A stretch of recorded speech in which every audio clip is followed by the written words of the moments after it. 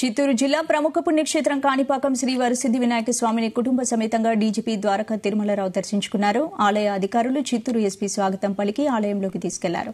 దర్శన అనంతరం పండితులు వేద ఆశీర్వచనం చేసి స్వామివారికి చిత్రపటం, తీర్థప్రసాదాలను అందించారు. ఇక ఈ సందర్భంగా డీజీపీ మాట్లాడుతూ ఎవరైనా దాడులకు పాల్పడితే ఏ పార్టీ అయినా సరే తప్పులు చేసిన వారిని వదిలిపెట్టే ప్రసక్తే లేదన్నారు. ఇక రాష్టంలో ఎర్రచందనం, గంజాయి, మత్తు పదార్థాలను అరికట్టేందుకు ప్రత్యేకంగా ఏర్పాటు చేసిన టాస్క్ ఫోర్స్ ఎల్లవెల్లలా పనిచేస్తుందన్నారు.